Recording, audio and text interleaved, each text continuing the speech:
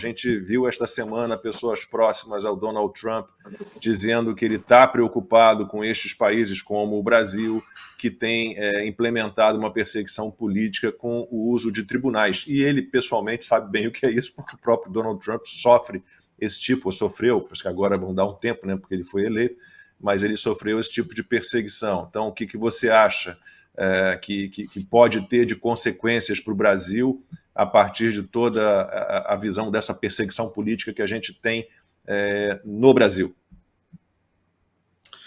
Eu acho que é um assunto com muitas nuances, né? Primeiro, a Ana citou bem, nós temos um secretário de Estado latino, o que mostra um pouco da mudança do eixo de preocupações do governo dos Estados Unidos, né? Não está no Oriente Médio, como já esteve, não está na Rússia, como já esteve, não está nem na China especificamente, mas trouxe alguém de descendentes de cubanos, então que tem bastante preocupação, principalmente um tema muito forte para ele é justamente a questão do comunismo. É uma pessoa que fala sobre Foro de São Paulo e uma pessoa bastante preocupada com o eixo comunista da América do Sul, esse que tem gente que diz que não existe e tem gente que assume que é comunista. Então, Marco Rubio é uma pessoa bastante alinhada nesse sentido. Por outro lado, nós temos que ter as expectativas ajustadas, né? Muita gente não pode achar que o Trump é o presidente amanhã, então vai cancelar imediatamente o visto do Alexandre, vai sancionar, vai botar a ditadura brasileira para fora, porque não é assim. Não é assim que a banda toca, né? Nós temos um governo novo entrando, com muitas mudanças dentro da administração, pessoas que vão chegar agora, políticas públicas que precisam ser formuladas, ainda não há escolha, por exemplo, hoje eu apurei isso, ainda não há escolha para quem será o próximo embaixador do Brasil. Nós não temos ainda uma política muito definida em relação ao Brasil.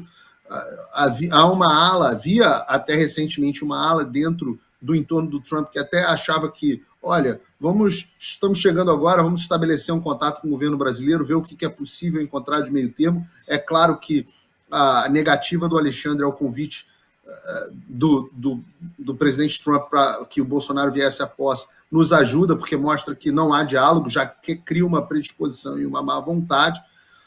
Mas, de novo, o tema que a Ana abordou e o Rodrigo também, as questões de como o Brasil, como os Estados Unidos, como pessoalmente o presidente Trump levam muito a sério essa questão do que vem sendo chamado de lawfare, né? A palavra fair em inglês é uma palavra utilizada para guerra e law é lei, então é você utilizar o judiciário como instrumento da guerra política. Esse é um termo que vai acabar entrando no vocabulário dos brasileiros muito em breve, né? O que é esse lawfare? É um assunto muito sensível dentro do governo, muito sensível para o presidente Trump. Algumas coisas que nós temos que observar na mudança na política externa americana, e hoje eu conversei bastante com o Mike Benz a esse respeito e com outras pessoas, com o próprio Bannon também. O primeiro é que se torna uma prioridade para o governo a questão da liberdade de expressão. O governo foi vítima, lembrem-se, 4 anos atrás, o presidente dos Estados Unidos era Donald Trump e ele estava saindo do poder exatamente nesse dia, sem sequer ter redes sociais. Ele estava com as suas redes sociais bloqueadas. Então, vejam como esse é um assunto, mais ou menos tipo eu e o Consta. Então, vejam como isso é um assunto importante para o Donald Trump.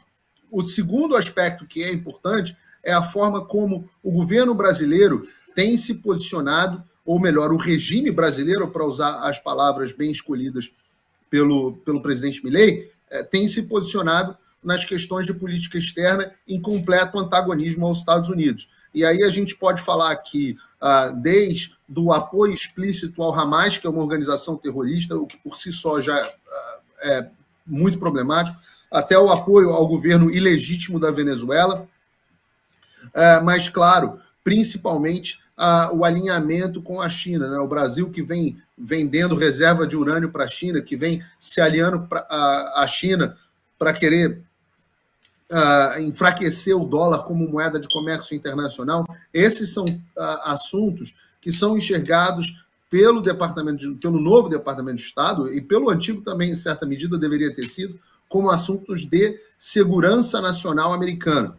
Então, esses são dois aspectos. E um terceiro aspecto, que é um aspecto que eu acho que é inexorável, não só na política externa americana, mas a gente vai começar a ver isso de países também como a Argentina, o próprio presidente Milei, eu não posso aqui falar muito, mas é algo que é muito caro para ele, é o reconhecimento de eleições, de resultados de eleições, apenas de eleições que sejam conduzidas com voto de papel, isso está especificamente no programa de governo do Donald Trump, votos de papel e auditáveis. Então, nós devemos enxergar um governo americano pressionando nessas três direções, para que seja restituída a liberdade de expressão, para que sejam preservados os interesses de segurança nacional americano, que hoje em dia são antagonizados pelo Brasil, mas também pelo aspecto da verdadeira democracia, que passa por um sistema eleitoral funcional, auditável, com confiança popular, mas também sem lawfare, né, onde a oposição possa concorrer de forma livre.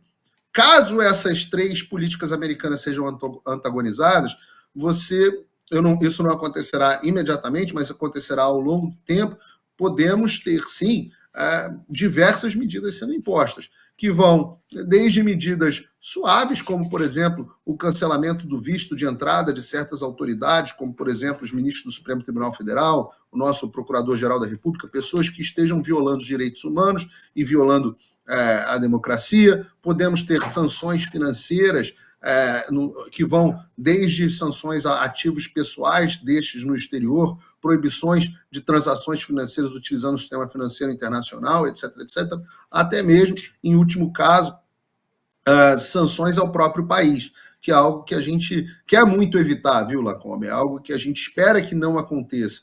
Muitas pessoas falam, o Trump é muito duro nisso, ele não tem medo de usar tarifas, embargos, etc., mas a gente espera que isso não aconteça ao Brasil. A gente espera que nós consigamos, nossas instituições consigam responder e restaurar a liberdade no país antes dessas medidas terem que ser tomadas.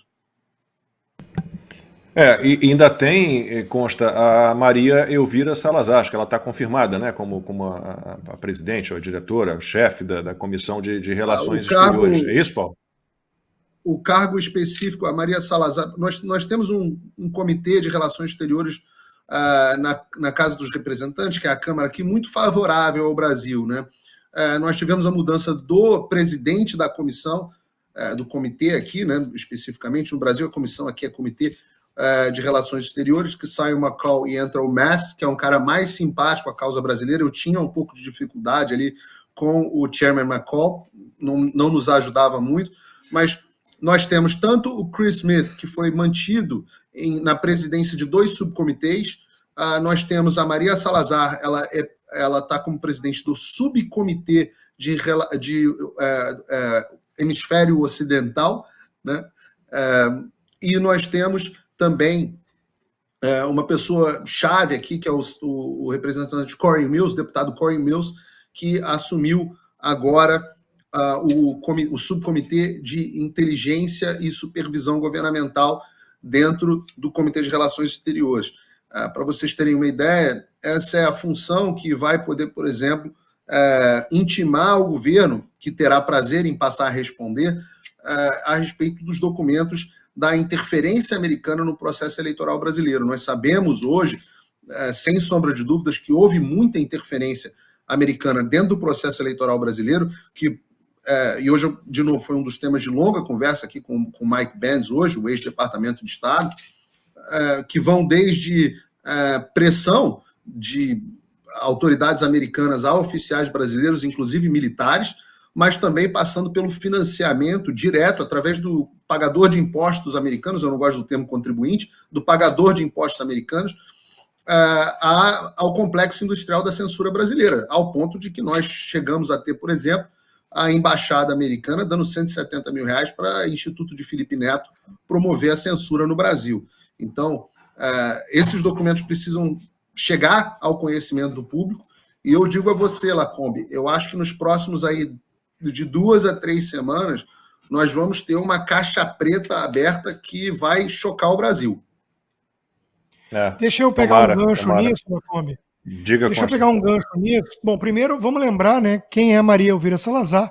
Naquele evento que o Paulo mesmo foi um dos depoentes, ela puxou a imagem do Alexandre de Moraes e o chamou de operador totalitário do direito, que teria então ajudado a colocar um corrupto de volta à cena do crime, né? Como diria seu próprio vice, que são as histórias esquisitas do Brasil que os gringos não acreditam.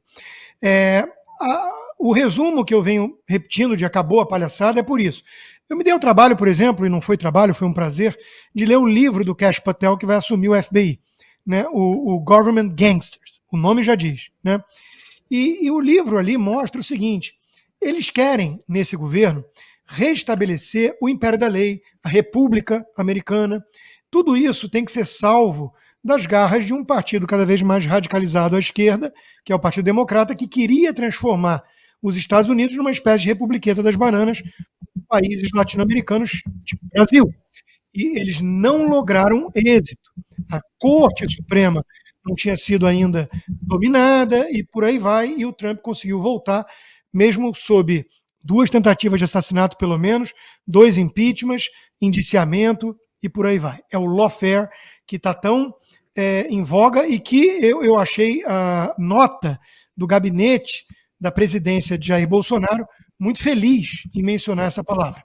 O próprio Bolsonaro, numa entrevista, disse: lawfare, até ontem não sabia o que era isso, mas é o nosso ativismo jurídico. É exatamente quando você tenta usar o caminho da justiça para derrotar adversários que você não consegue derrotar nas urnas. E o Trump está colocando isso como a ordem do dia. O Kash Patel vem limpar o FBI, que antes dele assumir já começou a mudar. Já fechou palhaçada de DEI, essa coisa woke, agenda de diversidade, quer dizer, a turma vai voltar a trabalhar. E eles, vários da gestão que vai assumir, eles têm dito, por exemplo, para deixar claro que não é só questão do Brasil, o Brasil está dentro de um contexto maior, eles têm deixado claro que não faz sentido manter tudo que já se descobriu sobre as festinhas do Jeffrey Epstein e o seu avião Lolita e a ilha e tudo em sigilo. Por que estão escondendo coisas tão importantes do povo americano? O que é a democracia se não um governo do povo para o povo? E os Estados Unidos são uma república, mas a transparência aqui é fundamental. Quem estão tentando proteger? Então veja que no apagar das luzes, o Biden queria fazer lambança até os 45 do segundo tempo, né?